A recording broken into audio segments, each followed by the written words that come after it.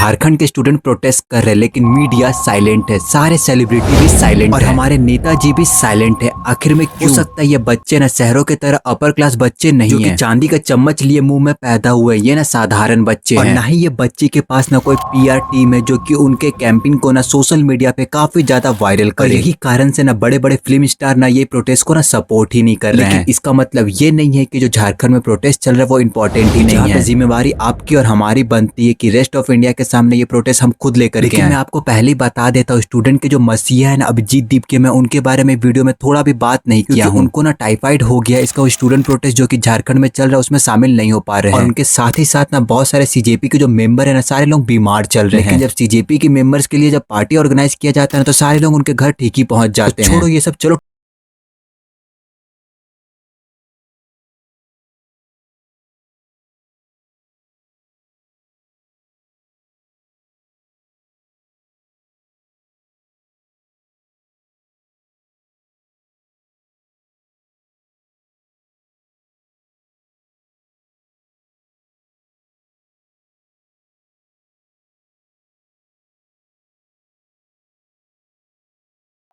Imagine करो, एक student ने 2 साल तक प्रिपरेशन की, सुबह उठकर कोचिंग, दिन भर नोट्स, रात को रिवीजन, सोशल मीडिया से डिस्टेंस, फैमिली की एक्सपेक्टेशन और एक सपना गवर्नमेंट जॉब। एक दिन एग्जाम होता है, फिर रिजल्ट आता है, लेकिन रिजल्ट के बाद स्टूडेंट एक सिंपल सा सवाल पूछना शुरू कर देते हैं, क्या एग्जाम सच में फेयर हुआ था? जब ये सवाल एक स्टूडेंट नहीं बल्कि हजारों स्टूडेंट पूछने लगते हैं, बात सिर्फ एक एग्जाम की नहीं रहती है, बात बन जाती है सिस्टम पर ट्रस्ट की। और आज झारखंड में इसी ट्रस्ट को लेकर के स्टूडेंट सड़कों पर है। सवाल है, आखिर झारखंड के स्टूडेंट प्रोटेस्ट क्यों कर रहे हैं? आखिर में JPSC में क्या हुआ है? JSSC को लेकर के इतना बड़ा कंट्रोवर्सी क्यों बनाया गया? स्टूडेंट की डिमांड क्या है और गवर्नमेंट का रिस्पांस क्या है? सबसे इंपॉर्टेंट, क्या ये सिर्फ एक एग्जाम का कंट्रोवर्सी है? झारखंड के रिक्रूटमेंट सिस्टम का सबसे बड़ा मिस्टेक जो भी झारखंड में हो रहा है उसके बारे में जब डिटेल बात करने वाले, इसका वीडियो को एंड तक जरूर देखना। और अगर आप मेरे चैनल को सब्सक्राइब नहीं किया तो सब्सक्राइब कर दो, वीडियो को लाइक करना मत भूलना। चलो वीडियो को शुरू करते हैं। सबसे पहले बेसिक चीज समझते हैं, झारखंड में गवर्नमेंट जॉब के रिक्रूटमेंट के लिए 2 इंपॉर्टेंट बॉडीज है, JPSC और JSSC। जो JPSC एग्जाम है ना वो मेनली ना higher level state civil service recruitment से एसोसिएटेड है। JSSC ना various state level staff recruitment conduct करता है। करंट कंट्रोवर्सी का मेजर फ्लैश पॉइंट बना है JPSC combined civil service examination. अप्रैल 2026 में एग्जाम कंडक्ट होता है, उसके बाद आंसर की, ऑब्जेक्शन और रिजल्ट को लेकर के कैंडिडेट के बीच में क्वेश्चन उठने लगा। उसके बाद 2 जुलाई को ना रिजल्ट रिलीज होता है, उसके बाद जो ये प्रोटेस्ट है ना वो अलग ही रूप ले लेता है। तो देखिए, कॉम्पिटिटिव एग्जाम में ना आंसर की एक एक्सट्रीमली इंपॉर्टेंट डॉक्यूमेंट होती है। क्या है ना, कैंडिडेट अपने एक्सपेक्टेड मार्क्स को ना कैलकुलेट करते हैं, उसके बाद ऑब्जेक्शन राइज करते हैं और जो फाइनल रिजल्ट होता है ना वो उसी चीज पे ना निर्भर करता है। JPSC एग्जाम के केस में आंसर की और आंसर को लेकर के कैंडिडेट ने ऑब्जेक्शन राइज किया, कह रहा है कि answer related decision recruitment process में ट्रांसपेरेंसी को लेकर के सीरियस क्वेश्चन है। सोशल मीडिया पर कैंडिडेट ने अपने इंडिविजुअल एक्सपीरियंस और कैलकुलेशन भी शेयर किए, लेकिन जैसे कि आप जानते हैं social media post evidence of wrong doing नहीं होते हैं। वो सिर्फ यही दिखाते हैं कि कैंडिडेट के बीच में डिस्ट्रस्ट कितना ज्यादा बढ़ चुका है। रिजल्ट के बाद ना कंट्रोवर्सी और ज्यादा इंटेंस हो गई। स्टूडेंट का सेंटर आर्गुमेंट था, अगर रिक्रूटमेंट प्रोसेस ट्रांसपेरेंट था तो डाउट को क्लियर आंसर दिया जाए। उसके बाद ये सिचुएशन ना बहुत ही ड्रास्टिक टर्न ली। इसके बाद झारखंड CID और पुलिस ने JPSC ऑफिस और रिलेटेड लोकेशन पे ना सर्च की। रिपोर्ट के अकॉर्डिंग ये बताया जा रहा है ना कि एग्जामिनेशन रिलेटेड जो डॉक्यूमेंट था ना उसको भी सीज किया गया है। ये केस में ना अरेस्ट भी हुआ है। 28 जुलाई तक रिपोर्ट में ये बताया जा रहा था कि 10 लोगों को अरेस्ट किया गया है। कंट्रोवर्सी के बीच JPSC combined civil service main examination को भी पोस्टपोन कर दिया गया, 25 से लेकर के 27 जुलाई के बीच में शेड्यूल की गई थी। एस्पिरेंट के पर्सपेक्टिव से सोचिए, सालों मेहनत किया और अपने जो प्रीलिम्स का एग्जाम है ना उसको क्लियर कर देते हैं, और उसको क्लियर करने के बाद अपना मेंस का एग्जाम के लिए ना एकदम जम के तैयारी करते हैं, आंसर राइटिंग का पूरा दबा करके प्रैक्टिस करते हो और सारे बुक को रिवीजन करते रहते हो, सारे क्वेश्चन पेपर को रिवीजन करते रहते हो, जो कि आपको लगता है शायद ये आ सकता है। सडनली आपको पता चलता है कि वो एग्जाम ना पोस्टपोन्ड हो गया है। आप ये सोचो, अगर सिस्टम में ऑलरेडी ट्रस्ट का इशू चल रहा है, ये जो एग्जाम पोस्टपोन्ड किया है ना वो अनसर्टेनिटी को ना और ज्यादा इंक्रीज कर सकता है।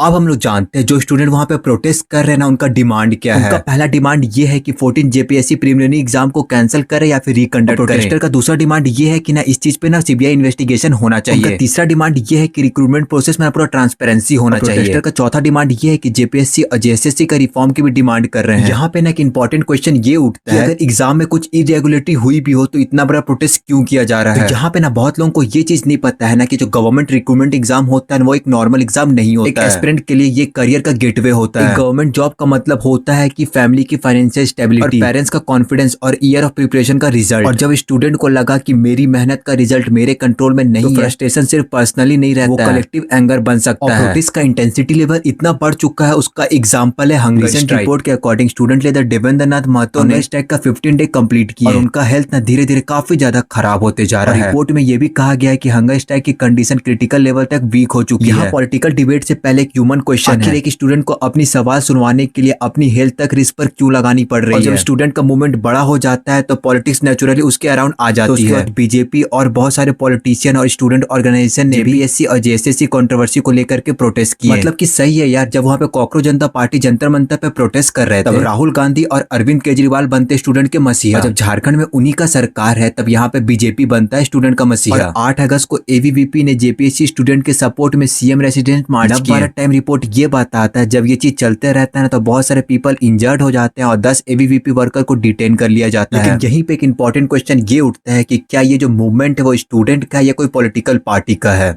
प्रॉब्लम के बारे में तो हम लोग पूरा डिटेल में जान गए। अब मैं आपको अपने तरफ से ना 5 सॉल्यूशन बताने वाला हूँ कि क्या सरकार को करना चाहिए। सबसे पहला इंडिपेंडेंट इन्वेस्टिगेशन, एलिगेशन की ना इंडिपेंडेंट इन्वेस्टिगेशन होनी चाहिए। दूसरा है एविडेंस बेस्ड डिसीजन, जो भी एलिगेशन है उसको एविडेंस के बेसिस पर एस्टेब्लिश या फिर रिजेक्ट करना चाहिए। तीसरा चीज है ट्रांसपेरेंसी, जो कि आंसर की ऑब्जेक्शन, इवैल्यूएशन और रिजल्ट में मैक्सिमम पॉसिबल ट्रांसपेरेंसी होनी चाहिए। चौथा चीज है स्टूडेंट को क्लियर टाइमलाइन देना चाहिए। एस्पिरेंट को पता होना चाहिए कि एग्जाम कब होगा, उसका रिजल्ट कब आएगा, इन्वेस्टिगेशन का स्टेटस क्या है, नेक्स्ट रिक्रूटमेंट कब होगी। और पांचवा और आखिरी चीज है अकाउंटेबिलिटी। अगर एक्चुअली ये सारा कुछ रॉन्ग प्रूव होता है, जो भी इंडिविजुअल इंसान इस चीज के पीछे रिस्पॉन्सिबल है ना, उसके अगेंस्ट में कड़ा से कड़ा सजा होना चाहिए। और अगर एलिगेशन रॉन्ग प्रूव नहीं होता है तो गवर्नमेंट और कमीशन को फैक्ट पब्लिकली एक्सप्लेन करना चाहिए। आखिर में मैं यही बोलना चाहूंगा कि झारखंड के स्टूडेंट का कहानी सिर्फ जेपीएससी की कहानी नहीं है, उन लाखों एस्पिरेंट की कहानी है गवर्नमेंट जॉब के लिए सालों तक प्रिपरेशन करते हैं, जिनके रूम में बस बुक होती है, दीवालों पर टाइम टेबल होती है, पेरेंट्स की आंखों में एक होप होती है कि एक दिन आएगा उनका बेटा या बेटी एक सक्सेसफुल इंसान बन जाएगा। तो असली क्वेश्चन ये नहीं है कि स्टूडेंट प्रोटेस्ट क्यों कर रहे हैं। असली क्वेश्चन यहाँ पे ये खड़ा होता है, क्या हमने अपने कॉम्पिटिटिव एग्जाम सिस्टम पर इतना ट्रस्ट बना पाए हैं स्टूडेंट को सड़क पर आकर के अपने फेयरनेस प्रूव करने की जरूरत ना पड़े। डेमोक्रेसी में ना एक प्रोटेस्ट ना एक प्रॉब्लम भी हो सकती है, लेकिन कभी कभी ये प्रोटेस्ट ही बताता है कि ये प्रॉब्लम कितना ज्यादा गहरी है। आपको क्या लगता है, क्या 14 जेपीएससी एग्जाम को कैंसिल करके फ्रेश एग्जाम होना चाहिए, इंडिपेंडेंट इन्वेस्टिगेशन का रिजल्ट का वेट करना चाहिए? अपना ओपिनियन मुझे कमेंट में जरूर बताना, वीडियो को दबा करके शेयर करो ताकि सबको पता चले। ऐसी वीडियो के लिए मेरे चैनल सब्सक्राइब करो, लाइक करना मत भूलना। मिलते हैं नेक्स्ट वीडियो में, तब तक के लिए बाय।